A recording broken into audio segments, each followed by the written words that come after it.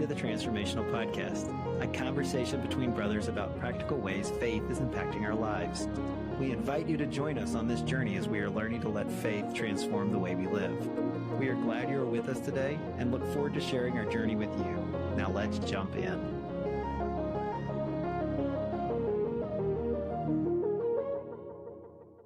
Well, welcome to the Transformational Podcast. We had a technical glitch in our original recording, and we really weren't sure what we'd record. What we did get was about 25 minutes of a really good discussion on what we do when we're smoked.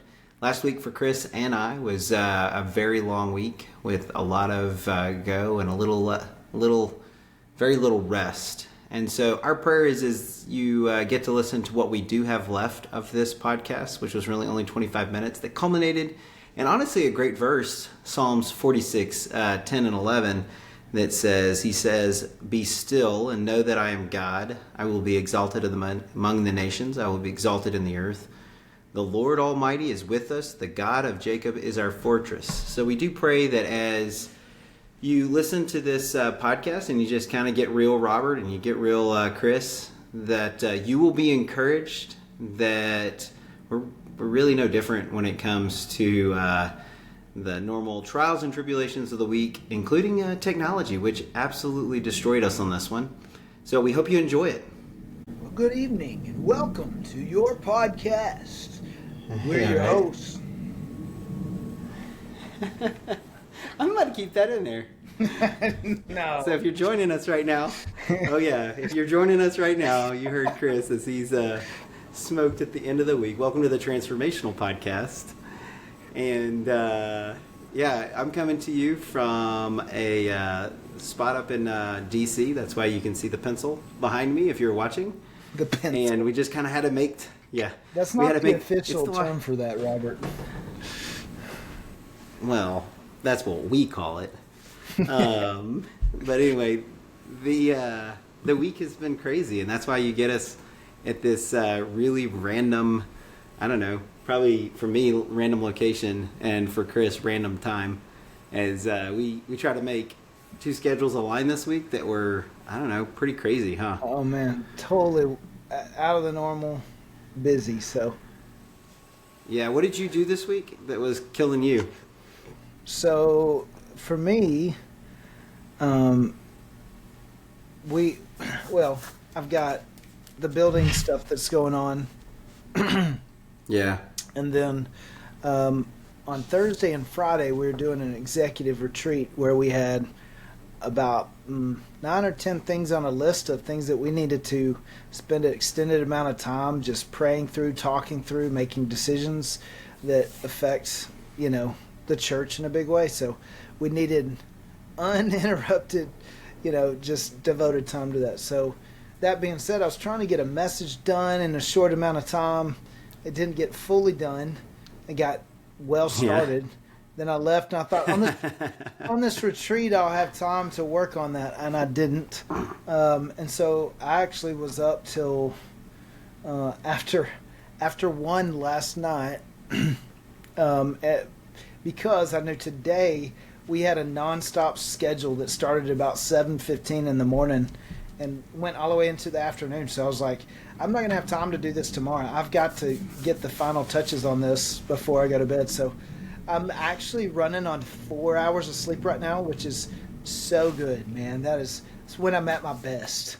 This is going to be an awesome podcast. There's no doubt about it. This is going to be one of our best ones yet. I'm absolutely certain of it. Well, it's funny you should say that, Chris. So one of the reasons why I started us off and I went down this and I wrote down our question, our framing question, if you want to know how we do it. Sometimes it's just a framing question of, what do you do when you're smoked? And I wrote that down because for me this week, we were chatting about it as we were getting all our equipment set up. I was sick all week. I mean, everybody heard me on the last podcast, Barry Manilow or White or whoever you thought it was. And, I was, I was legit sick all week.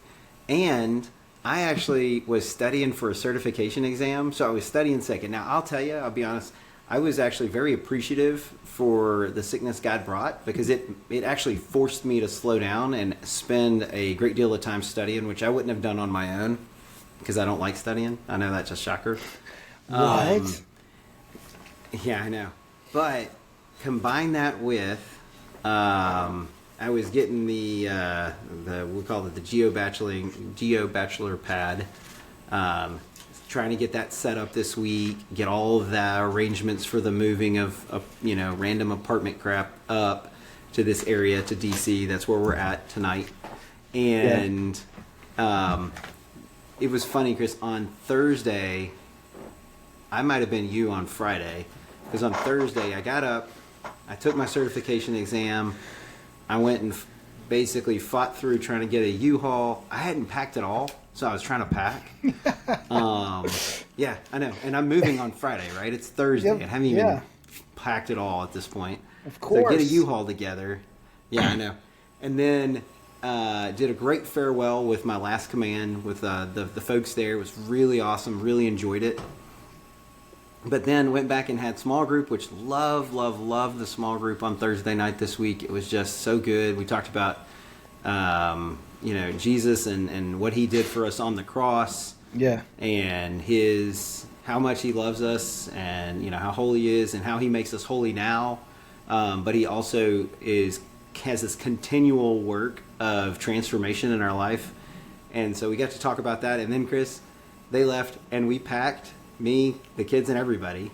We packed until about 11 o'clock. And so about midnight, when I finally managed to come off of that, I had to get up the next day, get the U-Haul up here, unload our stuff. Chris, we got up here, and the loading dock was full, and the freight elevator was broken. And so we moved everything that came into this apartment through three doors that were absolutely just bears to get through. And if you could imagine, trying to get a king-size mattress into a normal human elevator, it was hysterical. I mean, it was just, we laughed the whole time because it was just it was a joke. I thought you were going to tell me you carried it up the stairwell. No, we did walk up. We did walk up the stairs once, and we were like, "Nope, not doing that anymore. Too many." Oh, so man. it was funny as I was preparing for today, Chris, that I was thinking about it mentally because we did more stuff today with the family.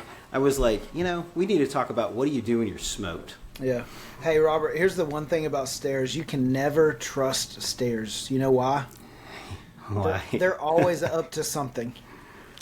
Oh my gosh, you're so ridiculous. But I just wanted you to know that. All right, be careful when you're around. Yeah. There, so. Yeah. So. But I think you've just demonstrated one of the things that we joke about, by the way, at least in my ecosystem. What do you do when you're smoked? You have fun, right? You just joke around, right? Mm-hmm. You have to laugh, because if you don't, I have a friend who says, if you don't laugh, you'll cry, right? Right, yeah. And so I do appreciate the humor. But yeah, I mean, from you, Chris, before we really kind of dive in, where are you at? Where's your head at? So what's interesting is there's a couple things that God said to me even this last week. So when you brought this up, I thought it was great. Just a couple of days ago in one of my readings, I'm going to look for it. I'm going to find it. Okay. As I'm talking. It was one of your morning readings? In Mark 2, one of my morning readings. It just talked about the Sabbath and what I wrote down, and I guess I could flip over to the Sabbath, but it's basically where it says Sabbath wasn't made, man was not made for the Sabbath was made for man. Yep. And what I wrote down was that Sabbath is for my good, not a religious requirement. It wasn't. Because I think sometimes we see it as, well, that's just religion. No, God said, no, that seventh day is to remind you of my rest, that you can enter my rest. And that was a struggle for me for years in ministry, is because I actually wore workaholism as a badge of honor. Of, man, look at how many hours I work. I don't even take a day off, which is, actually I've even heard people say in ministry, this devil doesn't take a day off, so I won't either. And you're like, well, that's actually not biblical. But it's just interesting because one of the things that several years ago I just got very convicted about was hey, essentially when you aren't willing to take a day off, to have a Sabbath, a day of rest in your schedule, in the rhythm, essentially what you're saying is, I can't rest because if it's going to be done, I have to get it done. And so I can't trust that God can get it done through me in 6 days. I have to take matters into my own hands and get it done in 7. And so I started learning that attitude of rest, because the other thing that I found was interesting one day when I was reading in Matthew 11, this was several years ago, this stuck out to me. It says, then Jesus said, come to me, all you who are weary and carry heavy burdens, and I will give you rest. Now, that's verse 28 of Matthew 11, if you're looking for that. It says, come to me, all who are weary and heavy laden, and I will give you rest. Now, here's what I think is interesting. A lot of people think, man, if I'm tired, I just need more sleep. If I'm tired, I just need, I just need to veg on Xbox.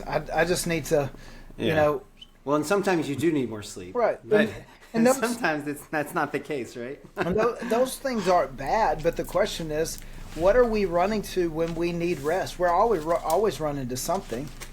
Like, what are we going to when we need rest? So I thought that was an interesting question. Is it that we're going to a place of rest with God? Because here's the thing, you can get more sleep and still not be more rested. Not the kind of rest that God is talking about right here. Rest for your heart and for your soul. Now, we do need more sleep, right? There's nothing wrong with that. Like, that's just part of the way More than 4 hours? You mean 4 hours is not gonna do you? I would recommend more, but I would tell you, if you drink enough caffeine, it feels like more than 4 hours. All right, that's the good news. Listen, every Celsius, I believe, is another hour of sleep at least. So no, I agree with you. At this point, I'm hitting a full 7 hours, bro. So we're good. Yeah, I know. Yeah, and eventually you'll come off that thing. And so, yeah, I see what you're talking about. And you know what's interesting, Chris? The second line of that, or the second verse, I'm really familiar with this because one of the things that he says is he says, take my yoke upon you and learn from me, for I am gentle and humble in heart, and you will find rest for your souls. Yeah. And I love that line. And this is what he says, for my yoke is easy and my burden is light. And the picture that he's bringing together there are a team of oxen or a team of whatever it is pulling on a yoke, right? And you get to basically pull alongside Jesus. And one of the things when it comes to those things is you had a lead oxen and then you had kind of we'll call it a trainee, right? Yeah. And that trainee, he didn't know what he was doing, right? So he's, for more than anything, he was just walking next to the other ox who was doing most of the work, right? Hey, and listen. And so in this case, it's a symbol of Jesus as the lead and us pulling our weight with him, but understanding that his yoke, because it's still work, it's easy, it's easy work. He's asking us to walk with him. Because when you tie yourself to him, he takes the load, right? Because he's yoked. Yeah. Right? He's totally yoked. Mm-hmm. You're welcome. This entire podcast is going to be you with dad jokes. This is so. If you don't know my brother, and I know most of you do, when he gets tired, he gets more jokey, and it's great. I love every minute of it. I hope you don't change and just keep doing that for the rest of the evening. But you're right. He is yoked, and that's why he says his burden is easy. Right? Yes. Oh man, where are we going? One of the other things I liked, here's the other thing I liked about this verse, Chris. And so this is when we're talking about what do you do when you're smoked, right? Right. You run to Jesus, right? And it's because he gives you rest, and it's not the kind of rest. Remember, you said, hey, you don't always need sleep rest. Sometimes you need rest for your soul. Yeah. Right? And so one of the things I like about that verse is the idea that even when it is like this week and I'm trying to pass a test that is really hard, frankly, and I'm not a great student, and I'm even a worse test taker, and then don't say that about yourself. You're smart. You're kind. Doggone it, people like you. Thank you, Chris. I appreciate that. I'd expect nothing less from my brother. But even when you got that stuff going on, right, is you have this easy yoke, you have this rest for your soul that can be found in the middle of that, right? That you can you can press through. You can do whatever it is that you have to get done. And like you said I think this morning you had father stuff to do today, right? Yeah, I had dad stuff. Because here's the thing. I've kind of made a commitment to myself of my first ministry is to my family. What God's called me to do as a pastor is a huge responsibility. There's nothing small about what God's called me to do as leading His church. However, even greater than that is the ministry of my family and to my family and as a dad and as a husband. And so I want to take advantage of the short season of years of my kid's life that I get. Right? I think, man, parents, please listen. If you're using the word I have to, man, we get to. All right? It's a very short season. Right? Enjoy it. Don't look forward to the day that you won't have that anymore. Because, man, this is our opportunity. Take advantage of it. Soak it in. So this morning I got to go and soak it in, watch my son play 7-on-7, and we were going to watch him play a little baseball, but we literally drove to the park, and they told us that, we meant to tell you, or supposedly tried to tell you that the game was canceled because there was too much water on the field. There was like a little puddle of water. I'm like, I'm pretty sure we can rake that out. All right, just give me a rake, I'll do the work. But I got it for you. Yeah, but they wouldn't let us do it. But it was one of those deals of I'm gonna be there. I'm gonna do my best to be there because, dude, like my oldest is in middle school now. Like the days of me getting to coach him are coming to a quick end. I mean, I still get to help coach him in baseball, but that's it, right? And my younger one is playing soccer. His games start pretty soon. But anyway, it was. Responsibilities, parent stuff, but no less important. Actually, I think of great importance to our calling as dads. It's our first ministry. So, yeah. Well, it was. It's interesting as I look back this week. One of the mornings I had, one of the things I was writing about is because here in Southern Maryland, we get real spring, and so as spring breaks, you start getting to see like flowers budding, you get to see trees popping out and all this other stuff. And I was reminiscing, I was like, man, it's nice to be in an area where we do have a little bit of a spring. And I think Texas sometimes jumps straight from winter to summer. So are you saying y'all are bouncier than other people? Because y'all have we got a little bit of a spring in our step. Yeah. Yeah, we got a little spring in our step. we have fake spring down here. We barely get off the ground. You got jumped to conclusions, Matt, is what you got. I think it's summer. Bam, there we're there. But it was making me think about the idea that Jesus used some of that imagery when he was talking about the coming of the kingdom. Right. And he talks about how we will be able to kind of see it on like the horizon. And I was reflecting about the fact that the Israelites at the time, they really weren't. I mean, they were expecting a kingdom, but they weren't expecting what Jesus brought. No, they were expecting an earthly kingdom, and he brought a heavenly kingdom. Man, and I think go ahead. I'm preaching about this in some degree tomorrow, which will be yesterday when you're listening to this. That's not confusing at all. But